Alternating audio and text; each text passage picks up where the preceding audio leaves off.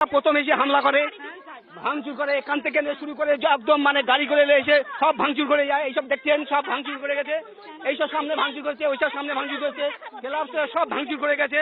হ্যাঁ, এটা হয়েছে রথের পরের দিন, পরশুদিন। 1,500 থেকে 2,000 মুসলিমরা এসে মানে হিন্দুরা কোনো প্রতিরোধ করার সুযোগ পায়নি, তার আগে হামলা করে সমস্ত ভেঙে চুরি দিয়ে গেছে, বাড়ি বাড়িতে তোলার চেষ্টা করছে। কিন্তু তারপরে আজকে আবার শোনেন, তারপরে এমএলএ আসে, এমএলএ বাইরে থেকে আবার এসে হিন্দু ফ্যামিলির ছেলেমিলেকে পুলিশ থেকে তুলে নিয়ে যাচ্ছে, বাড়ি থেকে, বাড়ি বেটা ছেলে থাকলে তুলে নিয়ে যাচ্ছে, আজকের থেকে তুলে নিচ্ছে পুলিশ আসবে। হ্যাঁ, পুলিশ পয়সা থানা থেকে, হ্যাঁ, এমএলএ সঙ্গে থেকে দিব্যেন্দু থেকে, হ্যাঁ, হিন্দুদের ছেলেমেলে তুলে নিয়ে যাচ্ছে, মুসলিমরা যাতে রাত্রি আবার হামলা করে। এরা জঙ্গি, হিন্দুরা জঙ্গি।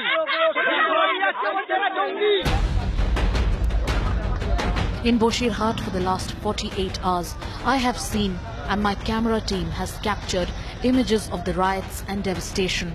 These are visuals that have laid bare the false reassurance Mamta wants to send out that all is well.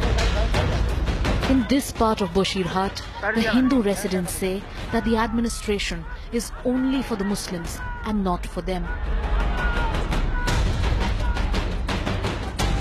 মুসলিমদের জন্য, হিন্দুদের জন্য না।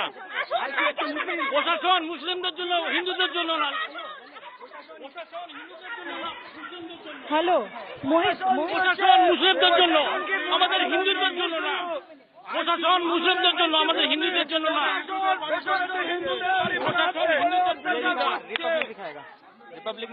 বেঁচে বেঁচে হিন্দুদের ছেলেদের তুলে নিয়ে যাচ্ছে প্রশাসন, আর রাত্রি 24 ঘন্টা। আর এটা মদত দিচ্ছে সিএম, মদত দিচ্ছে, সিএম মদত দিচ্ছে, সিএম।